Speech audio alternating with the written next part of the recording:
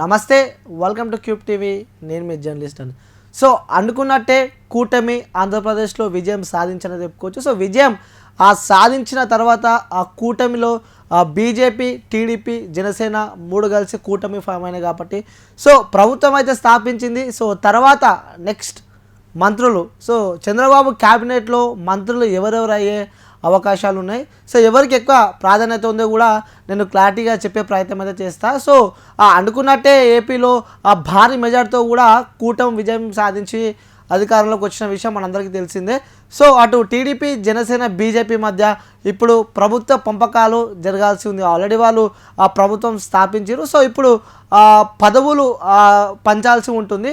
So ఎన్నికల ముందే Chandrababu CM అని చెప్పి ఎలాగో ప్రకటించారు. సో కాబట్టి ఇప్పుడు మిగిలిన మంత్రి పదవులు ఎవరికి కేటాయిస్తే అనే ఒక చర్చనీయాంశంగా మారిందని చెప్పుకోవచ్చు. సో కూటమిలో ఇప్పుడు టీడీపీ సొంతగానే ప్రభుత్వం స్థాపించేలా, అంటే ప్రభుత్వం ఏర్పాటు చేసేలా అంత సంఖ్య గల ఎమ్మెల్యేలు కూడా ఆ టీడీపీకి ఉన్న విషయం అందరికీ తెలిసిందే. సో కాబట్టి ఈ యొక్క ప్రభుత్వంలో కూడా కీలకంగా ఆ టీడీపీకి సంబంధించిన వ్యక్తులకే గౌరవం దక్కుతున్నట్టయితే మనకి సమాచారం వస్తుంది. సో ప్రభుత్వంలో కూడా ఆ చంద్రబాబు నిర్ణయమే ఫైనల్ అవుతున్నట్టు మనకు తెలుస్తుంది. సో టీడీపీకి తప్పకుండా కావాల్సిన మంత్రి పదవులు పెద్ద ఎత్తున వస్తాయని చెప్పి కూడా ఒక చర్చనీయాంశంగా మారింది.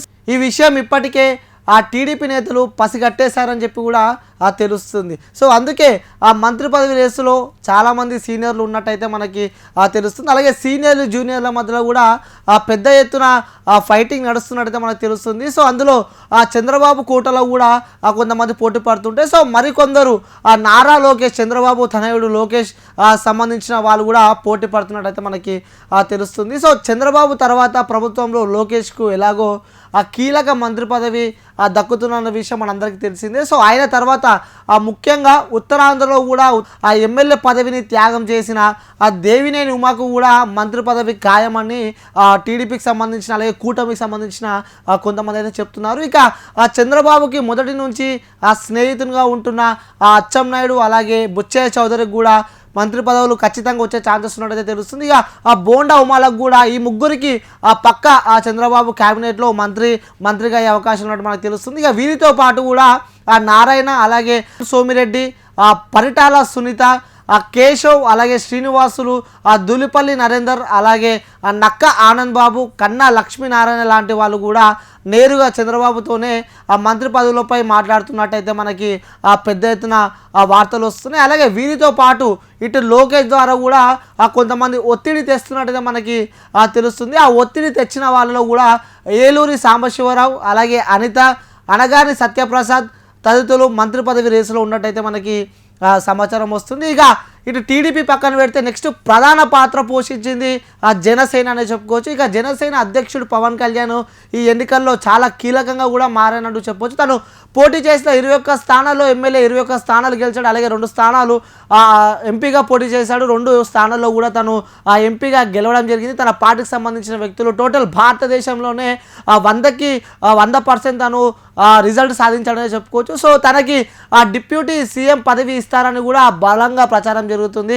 అయితే ఒకవేళ డిప్యూటీ సీఎం పదవి రాకుంటే మాత్రం తనకి హోమ్ మినిస్టర్తో పాటు కూడా సినిమాటోగ్రఫీ మంత్రిగా కూడా తనకి పదవి ఇచ్చే అవకాశాలు ఉన్నట్టయితే మనకి తెలుస్తుంది. సో పవన్ కళ్యాణ్ తర్వాత జనసేనలో చాలా ప్రాధాన్యత ఉన్న లీడర్లు కూడా ఉన్నారని చెప్పొచ్చు. అందులో ముఖ్యంగా మనకి వినిపించే పేరు నాగేంద్ర మనోహర్. సో మనోహర్ తను జనసేన స్థాపించినప్పటి నుంచి కూడా పవన్ కళ్యాణ్ తోడుగా, పవన్ కళ్యాణ్ నీడగా కూడా నాగేంద్ర మనోహర్ ఉంటారు కాబట్టి సో తనకు కూడా ఖచ్చితంగా మంత్రి పదవి వచ్చే అవకాశం ఉన్నట్టు మనకు తెలుస్తుంది. ఇక వీరితో పాటు కూడా జనసేన పార్టీకి సంబంధించి కొంతమంది ముఖ్య నాయకులు ఉన్నారు. వాళ్ళలో రామకృష్ణ, అంటే కొన్నితల రామకృష్ణ, అలాగే దుర్గేష్, మండలి బుద్ధా ప్రసాద్ రేసులో ఉన్నట్టు, ఈ మంత్రి పదవి రేసులో ఉన్నట్టు మనకైతే తెలుస్తుంది జనసేన పరి నుంచి. సో ఇంకొకటి, ఎవరు ఊహించని విధంగా కూడా ఏపీలో బీజేపీ అనుకున్న సీట్లు కూడా, అంటే ఏ సర్వే చెప్పని విధంగా కూడా బీజేపీ అక్కడ సీట్లు సాధించాలని చెప్పుకోవచ్చు. సో బీజేపీ కూడా ప్రధాన పాత్ర పోషించిందని చెప్పుకోవచ్చు ప్రభుత్వం ఏర్పాటుకి.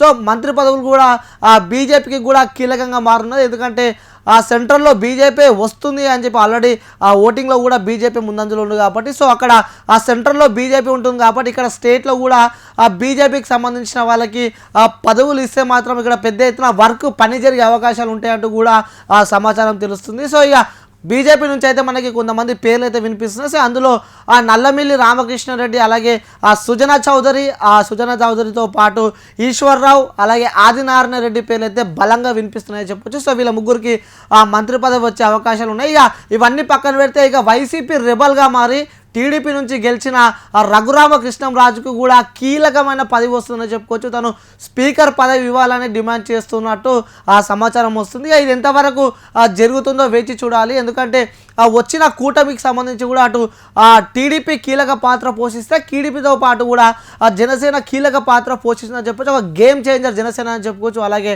ఇక్కడ బీజేపీ కూడా తను కూడా కీలక పాత్ర పోషిస్తుందని చెప్పొచ్చు. సో ఇక వైసీపీ విషయానికి వస్తే కూడా 11 సీట్లకే తను పరిమితం అయ్యాడని చెప్పి కూడా మనందరికీ తెలిసిందే. 175 స్థానాల్లో ఈసారి మేము గెలవబోతున్నామని చెప్పిన వైసీపీ ముఖ్యమంత్రి జగన్ కూడా కేవలం 11 ఎమ్మెల్యే స్థానాలకే తను గెలిచాడని చెప్పుకోవచ్చు. సో మొత్తానికి టీడీపీ, జనసేన, బీజేపీ 3 పార్టీల కూటమికి సంబంధించి కూడా ప్రధానంగా ఇప్పుడు నేనైతే చెప్పిన పేర్లు ఉన్నాయో సో ఇవన్నీ కూడా ప్రధానంగా వినిపిస్తున్న పేర్లు అని చెప్పి మనం ఇక వేచి చూడాల్సింది. ఎవరెవరికి చంద్రబాబు క్యాబినెట్లో ఎవరు మంత్రులుగా ఉండబోతున్నారు, ఎవరు స్పీకర్గా ఉండబోతున్నారు. సో ఇది ఇప్పటికున్న న్యూస్. మళ్ళొక న్యూస్తో నేను మళ్ళీ కలుస్తా. ఇప్పుడు ఆపరేషన్ లేకుండానే మోకాళ్లకు ప్లాస్మా ట్రీట్మెంట్. మీ ఆర్థోపెడిక్ సమస్యలన్నిటికీ రోబోటిక్ టెక్నాలజీ ద్వారా తక్కువ ఖర్చుతో శాశ్వత పరిష్కారం. Free consultation. ప్రతి ట్రీట్మెంట్ పై 20% డిస్కౌంట్. ఈ ఆఫర్ కొద్ది రోజులు మాత్రమే. త్వరపడండి. V9 hospitals 9281465842.